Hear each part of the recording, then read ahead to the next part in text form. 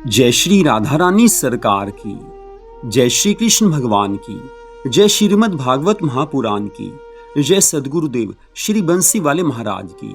श्रीमद् भागवत महापुराण के 10वें स्कंद के अध्याय 56 की कथा आज हम आपको सुनाने जा रहे हैं, जो कि इस प्रकार है।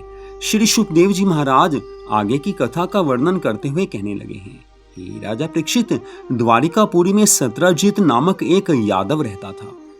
उसने बहुत दिनों तक श्री सूर्य नारायण भगवान का तप किया, जिससे प्रसन्न होकर श्री सूर्यदेव भगवान ने उससे एक स्यमंतक नामक मणि देकर ये कहा कि इस मणि का नित्य पूजन किया करोगे तो तुम्हें बहुत सा स्वर्ण प्राप्त होगा। जिस घर में ये मणि रहेगी वहां कोई दरिद्री नहीं रहेगा। इतना कहकर जब श्री सूर्य नारायण भगवान अंतर ध्यान हो गए, तब सत्राजित उस मणि को अपने गले में बांधकर अपने घर लौट आया। उस मणि का ये प्रभाव था कि जो कोई श्रद्धा और नियम पूर्वक उसकी पूजा करता था, उसे वह मणि 20 मन सोना प्रतिदिन देती थी। उस मणि के प्रभाव से सत्राजित कुछ ही दिनों में बहुत ज्यादा धनवान हो गया और बहुत सा दान पुण्य करने लगा। एक दिन वह अत्यंत अभिमान पूर्वक उस मणि को गले में बांधकर भगवान श्री कृष्ण जी की सभा में पहुंचा। यदुवंशियों ने सूर्य के समान प्रकाश फैलाते हुए उसे दूर से आते देखा तो वे श्री कृष्ण भगवान जी से कहने लगे हैं कि हे श्री कृष्ण चंद्र जी, ऐसा प्रतीत होता है कि श्री सूर्य नारायण आपके दर्शन के लिए चले आ रहे हैं। लेकिन भगवान श्री श्याम सुंदर ने उन्हें बताया कि अपने कंठ में सूर्य नारायण भगवान की दी हुई मणि बांधकर सत्राजित आ रहा है। जब सत्राजित सभा में आकर बैठ गया, उस समय भगवान श्री कृष्ण जी उसकी मणि की ओर देखने लगे। ऐसा देखकर सत्राजित वहां से उठकर चल दिया। इसी प्रकार कभी कभी वह भगवान श्री कृष्ण जी की सभा में जाया करता था। एक दिन की बात है जब यदुवंशियों ने भगवान श्री कृष्ण जी से कहा कि हे प्रभु, आप इस मणि को सत्राजित से लेकर राजा उग्रसेन को दे दीजिए, क्योंकि यह उससे शोभा नहीं देती है। यह सुनकर श्री श्याम सुंदर ने कहा है कि हे सत्राजित, राधा को सब मनुष्यों में श्रेष्ठ माना जाता है। अतः जिस प्राणी के पास जो श्रेष्ठ वस्तु हो उसे राजा को दे देनी चाहिए। तुम भी अपनी मणि राजा उग्रसेन को भेंट करके जगत में यश प्राप्त करो। लेकिन सत्राजित ने कुछ उत्तर नहीं दिया। वह उदास होकर अपने घर लौट आया। घर जाकर सत्राजित ने अपने भाई प्रसेन से कहा कि हे भाई, आज श्री कृष्ण जी ने मुझसे कहा था कि तुम अपनी मणि राजा उग्रसेन को दे दो, परंतु मैंने मणि नहीं दी। यह सुनकर प्रसेन ने श्री कृष्ण जी के प्रति क्रोध करके वह मणि सत्राजित से लेकर अपने गले में बांध ली। एक दिन शिकार खेलने के लिए वह वन में गया तो वहां अपने साथियों से दूर होकर वह एक पर्वत की गुफा के निकट जा पहुंचा। उस गुफा में एक शेर रहता था। वह शेर प्रसेन को घोड़े सहित मारकर खा गया। फिर जांबवान नामक ऋषि के बिल में जा घुसा। वहां जांबवान ने उस शेर को मार डाला तथा मणि लेकर अपनी गुफा में चला गया। उस मणि के प्रकाश से जांबवान की अंधेरी गुफा जगमग जगमग कर उठी। और इधर जब प्रसेन नहीं लौटा तो उसके साथियों ने घर आकर सत्राजित को बताया कि तुम्हारा भाई एक हिरन के पीछे दौड़ता हुआ वन में जाने कहां चला गया है। बहुत ढूंढने पर भी उसका कोई पता नहीं चला।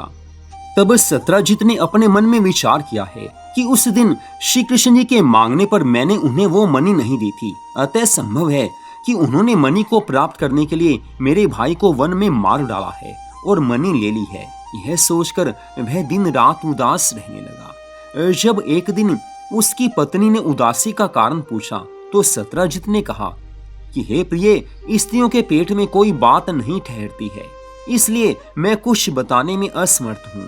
यह सुनकर जब उसकी पत्नी बहुत झुंझलाई और कहने लगी कि मैंने अब तक तुम्हारी कौन सी बात अन्य लोगों को बताई है, तब सत्राजित ने सोच विचार करके कहा कि हे प्रिय, सच झूठ की बात तो भगवान जाने, परंतु मेरे मन में यह संदेह होता है कि कृष्ण जी ने मेरी मणि को प्राप्त करने के लिए मेरे भाई प्रसेन को मार डाला है। यह सुनकर सत्राजित की स्त्री उस समय तो चुप रही, परंतु प्रातः काल होते ही उसने अपनी सहेलियों से कहा कि हे सखियों, तुम किसी से कहना मत। मैं तुम्हें एक गुप्त बात बताती हूँ कि श्री कृष्ण जी ने मेरे देवर प्रसेन को मारकर उससे स्यमंतक मणि को चुरा लिया है।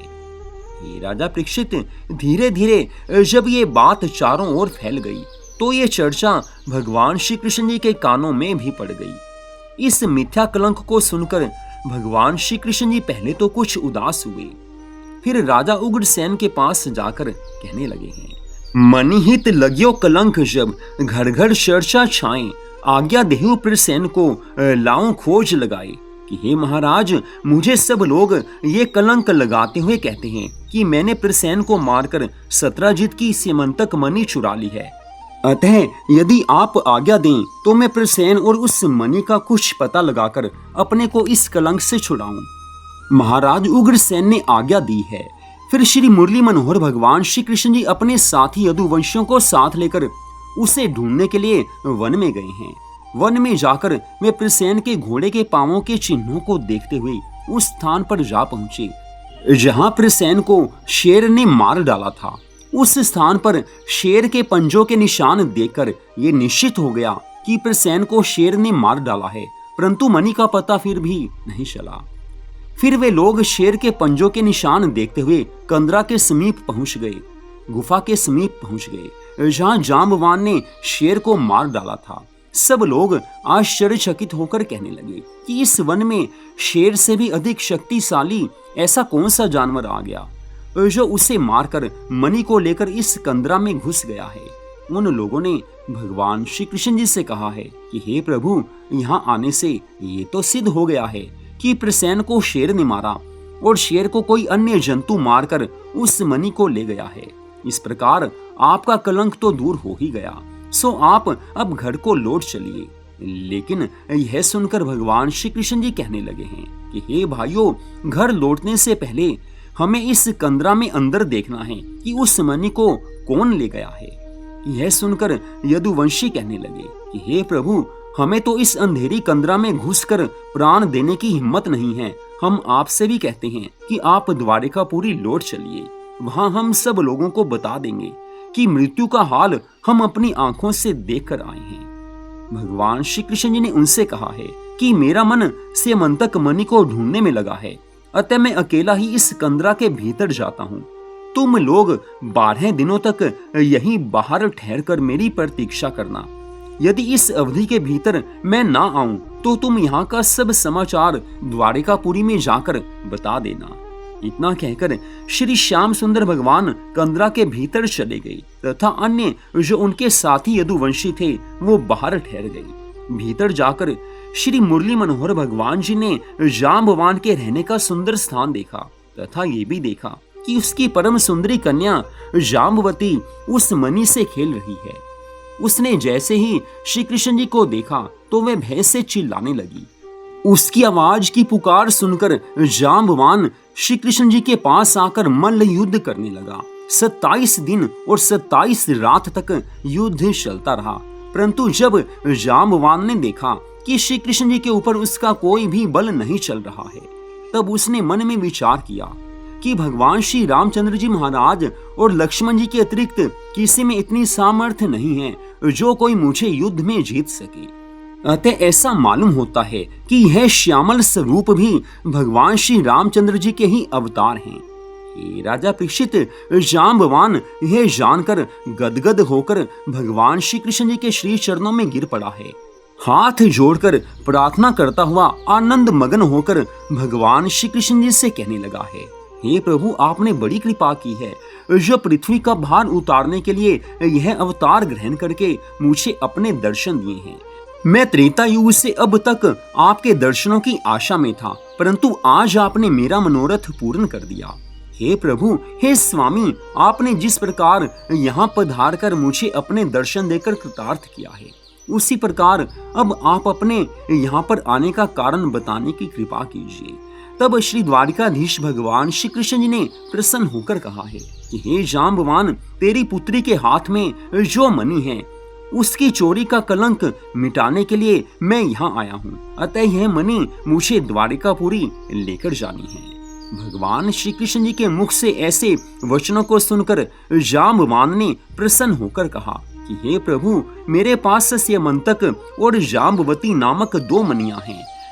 मैं इन दोनों को आपको भेंट करता हूँ, सो आप कृपा पूर्वक स्वीकार कीजिए। इस प्रकार जाम्बवान ने बहुत आनंदित होकर अपनी कन्या जाम्बवती का विवाह श्री श्याम सुंदर जी के साथ करके वह मणि दहेज में देकर उन्हें विदा कर दिया है। इतनी कथा सुनाकर श्री सुखदेव जी महाराज कहने लगे हैं, हे राजा परीक्षित, भगवान श्री कृष्ण जी 27 दिन जाम्बवान के साथ युद्ध करने के उपरांत स्यमंतक मणि एवं उसकी कन्या को लेकर वहां से चले। उधर वे यदुवंशी जिन्हें भगवान श्री कृष्ण जी कंदरा के द्वार पर बैठा गए थे, वे 24 दिन तक प्रतीक्षा करने के उपरांत रोते पीटते हुए द्वारिकापुरी को लौट आए।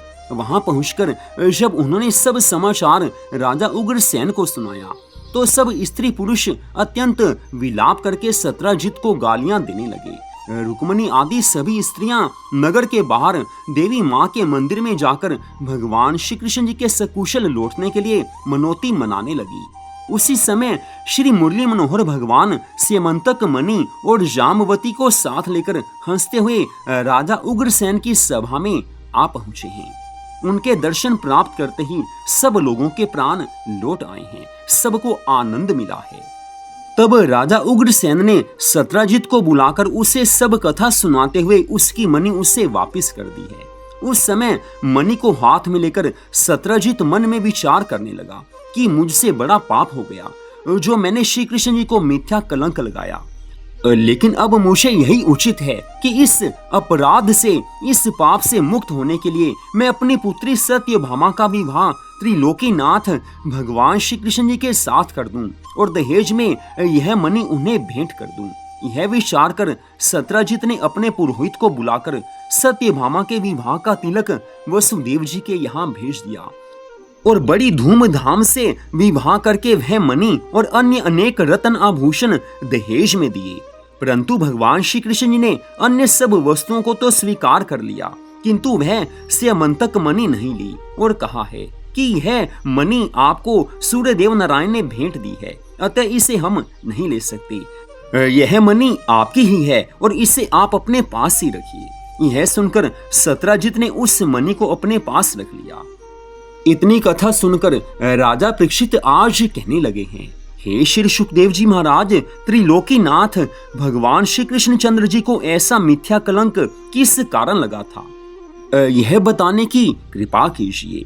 श्री सुखदेव जी महाराज उत्तर देते हुए कहने लगे हैं, हे राजा परीक्षित, भगवान श्री कृष्ण चंद्र जी ने भाद्रपद शुक्ल पक्ष की चतुर्थी का चंद्रमा देख लिया था, इसी कारण उन्हें यह मिथ्या कलंक लगा।